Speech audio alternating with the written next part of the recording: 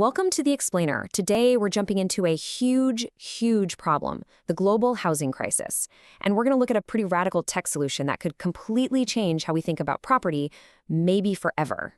So let's just start with a question that, is probably on a lot of our minds. Why is it so hard to buy a home? Because right now, it doesn't matter if you're in Madrid or Mexico City, that dream of ownership, well, it just feels like it's slipping further and further away for so many people. I mean, to really get a sense of the scale here, just look at the US.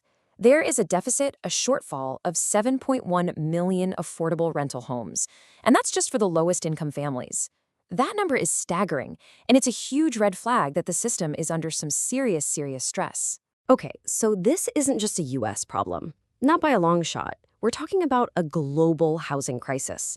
And really, at the heart of it all is a pretty simple but massive mismatch. There just aren't enough homes for the number of people who need one. And, this whole crisis is creating this really weird paradox. You've got places like Spain, right? Home prices there are expected to jump up to 8% this year. Now, you'd think with high interest rates, prices would cool off. But nope. It's all because the supply of new homes, it just can't keep up with demand. It's wild. So, with the old ways of doing things clearly not cutting it, you have to ask the big question. Can technology actually help here? All right, let's be real. The short answer? It's a big no. Technology doesn't pour concrete. It doesn't swing a hammer, and it definitely doesn't speed up getting building permits. It can't magically build more houses, but, and this is a really important but, here's where things get interesting. While tech can't physically build houses, what it can do is attack all the inefficiencies that make the whole crisis even worse. We're talking about the lack of transparency, the crazy high costs, the barriers that keep normal people out of the market. And that's where this idea of PropTech comes in. It sounds fancy, but really, it's just about applying technology, things like AI and the blockchain, to give the whole real estate industry a much-needed upgrade. And the real engine behind a lot of this PropTech promise is the blockchain. Just think of it like a digital ledger or a record book that's super secure, totally transparent, and can't be changed. Its key feature, its superpower really, is that it builds trust without needing a middleman. No banks, no lawyers, just trust built right into the system. All right, so let's see how this all comes together. This tech leads us to one of the most disruptive ideas in real estate today, tokenization. We're talking about a way for you to start investing in property with, get this, as little as $100. So what is tokenization?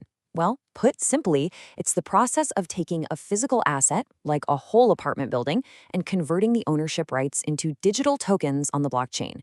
It's like slicing up a giant, expensive pizza into thousands of tiny, affordable pieces that anyone can buy. And the way it works is actually pretty straightforward. It's basically a four-step process. First, an expert evaluates and picks a property with high potential. Then they set up the legal structure for it.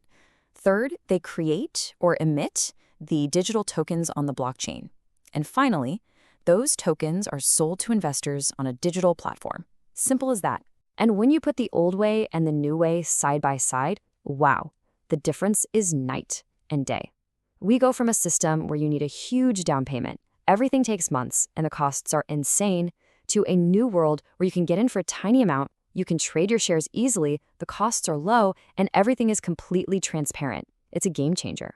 And listen, this isn't some far-off, futuristic idea. This is happening right now. You've got platforms like Realental in Europe where you can invest in a property, say in Houston or Malaga, with just 100 euros. It's real. Then you've got Latin America, where platforms like Mount X are letting people buy a piece of commercial properties or even hotels starting from just $200. And right here in the US, there's a company called Arrived. They've already funded hundreds of single-family rental homes using this exact model, with people getting started for just $100. Okay, but before you get too excited and start looking this up, we need to pump the brakes for a second. It is absolutely crucial to understand that this new world isn't without its own set of very real risks and challenges. So what are we talking about? Well, for one, the laws for all this are still being written, so there's a lot of regulatory uncertainty. The market for these tokens can be volatile. And remember, you still need someone to buy your token if you want to sell. Plus, at the end of the day, it's still real estate. The property itself can lose value or need a new roof. Those risks don't just go away. So let's pull all this together. What does this all mean for the future of property? Where's this train headed? Okay, if there's one thing to take away from all this, it's this. This revolution isn't about making houses cheaper. It doesn't solve the housing shortage. What it does do, and this is its true power, is make real estate investment more accessible, more liquid, and way more transparent for everyone. It's about opening the doors to an asset class that used to be for the wealthy few. Which leaves us with a really provocative final question, one that comes straight from our source material. Will your next home be a token? Think about that. The answer could completely redefine what ownership even means for generations to come.